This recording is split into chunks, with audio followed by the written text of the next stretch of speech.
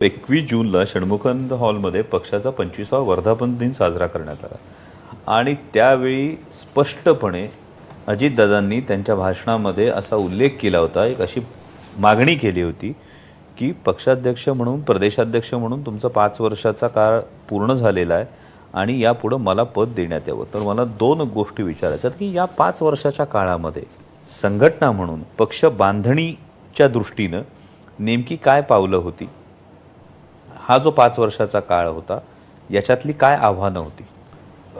एक तर लोक पक्ष सोडून चाललेली होती 2017-18च्या दरम्यान. तर बरीच लोक गेली, रोज एक बातमी यायची.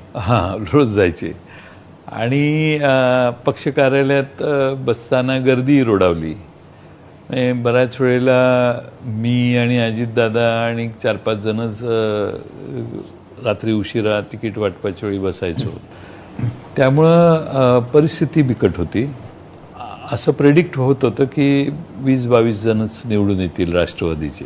म्हणजे यामध्ये मला एक आठवतंय की लोकसभेची निवडणूक झाल्यानंतर एका ज्येष्ठ नेत्यांबरोबर प्रवास करत असताना त्या ज्येष्ठ नेत्यांनी मला अगदी खात्रीलायक सांगितलं होतं की 2019 मध्ये आपल्याकडे तिकीट मागण्यासाठी तरी कोणी येईल का, असा एक संभ्रम आहे.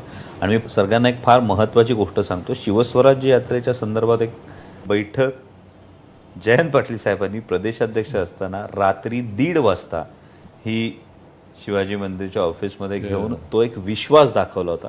कार्यकर्ता म्हणून मला वाटतं साहेब की प्रदेशाध्यक्षांनी हा विश्वास दाखवणं, एखाद्या नवीन संकल्पनेला पाठिंबा देणं ही फार महत्त्वाची गोष्ट होती. त्यामुळं सगळे निघालेले पक्ष सोडून.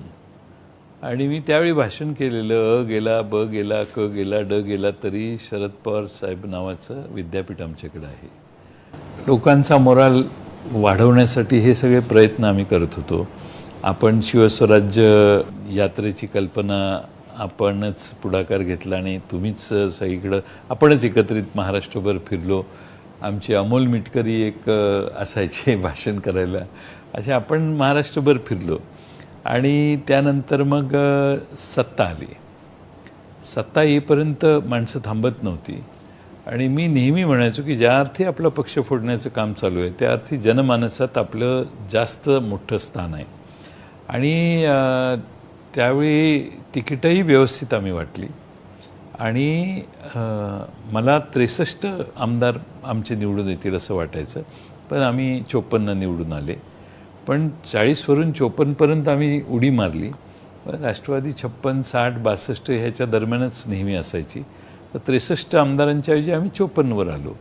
पण प्रतिकूल परिस्थिती मोडून एवढे आमदार निवडून आले.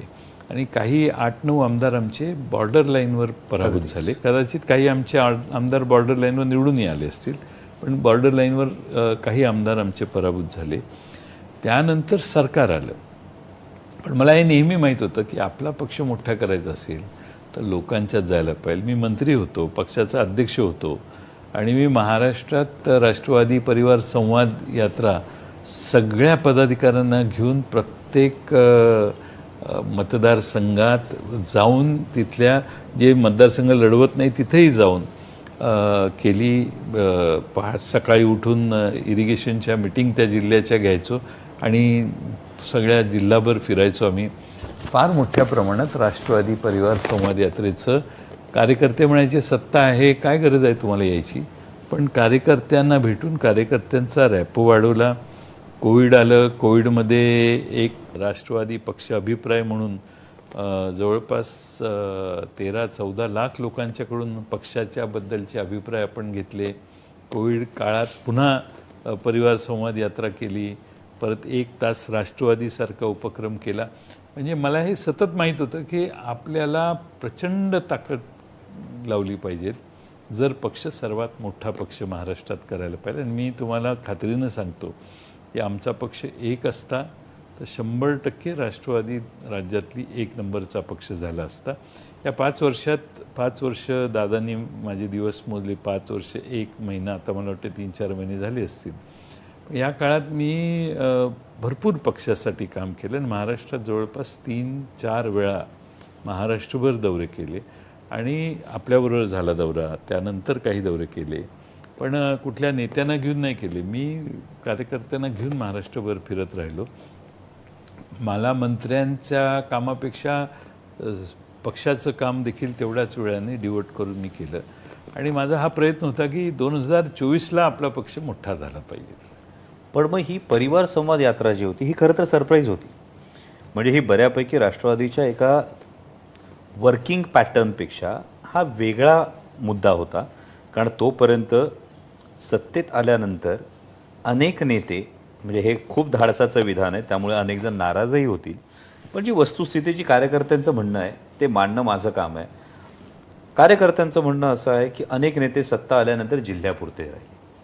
म्हणजे अनेक मंत्र्यांवर सुद्धा हा आक्षेप कार्यकर्त्यांचा आहे की काही मंत्री तर अगदी तालुक्यापुरते झाले. या पार्श्वभूमीवर तुम्ही महाराष्ट्र पिंजून काढताय, याचं प्रतिबिंब त्या दिवशी अजितदादांच्या षण्मुखानंद हॉलच्या भाषणात उमटलं असावं का? माहीत नाही ते का असं बोलले. कारण विरोधी पक्ष नेते ते झाले त्यावेळीच मी त्यांना ऑफर केलेलं की तुम्ही अध्यक्ष व्हा, मी विरोधी पक्ष नेता होतो. त्यावेळी ते म्हटले नाही, मी विरोधी पक्ष नेता होणार आहे, माझा चॉईस तो आहे, अध्यक्षपदात माझा रस नाही. आणि त्यानंतर अचानक ते मला जर बोलले असते की मला अध्यक्ष व्हायचं आहे, तर मी षण्मुखानंद हॉलमध्येच जाहीर केलं असतं की दादांची इच्छा आहे, दादांना आता अध्यक्ष करा. मी 5 वर्ष पूर्ण केलेत. षण्मुखानंद हॉलची मीटिंग झाल्यानंतर मला पवारसाहेबांनी फोन केला. फोनवर सांगितलं मला 25 तारखेला. त्यावेळी मी त्यांना सांगितलं की अजितदादांना अध्यक्ष पक्षाचं व्हायचं असेल तर त्यांना करा, माझी काहीच हरकत नाही, आता 5 वर्ष होऊन गेलेली आहेत मला. त्यावेळी साहेब म्हटले ठीक आहे, इतर पदाधिकाऱ्यांच्या निवडी आपल्याला कराव्या लागतील, त्यामुळं 30 तारखेला आपण भेटू. मग 30ला मुंबईला गेलो. मी पवारसाहेबांना सांगितलं की त्यांची नेमणूक त्यांची इच्छा आहे तर करा. म्हटलं मला काय नाही, मला वाईट एवढंच वाटलं की मी 5 वर्ष भरपूर कष्ट घेतले पण त्याचा उल्लेख झाला नाही. पण ठीक आहे, आता शेवटी परिस्थिती जशी असेल तशी आपण घ्या निर्णय. आणि त्याप्रमाणे पवारसाहेबांनी 6 तारखेची बैठक ठरवली. माझ्याऐवजी अजितदादांना करायचं वगैरे सगळ्या गोष्टी, इतर पदाधिकाऱ्यांच्या निवडींची. त्यासाठी सुनील तटकरेंचं मला आठवतं पत्रकही काढण्यात आलं. 16 जणांना त्यांनी बोलवलेलं. पण अचानकपणानं 2 तारखेला ही घटना झाली. त्यांनी वेगळं होण्याचा निर्णय झाला. पण पक्ष म्हणून ज्या कामं करायची ती आम्ही सगळ्यांनी व्यवस्थित केली. संघटनेला महत्त्व देण्याचं काम आम्ही केलं. शेवटी मी माझा व्यक्तिगत स्तोम माजणार नाही यासाठी देखील कायम आम्ही सगळेच जागृत राहिलो. मी तर व्यवस्थित कधीच व्यक्तिगत स्तोम निर्माण होणार नाही याची काळजी घेतली. पक्ष चांगला बळकट झाला होता असं मला वाटतं.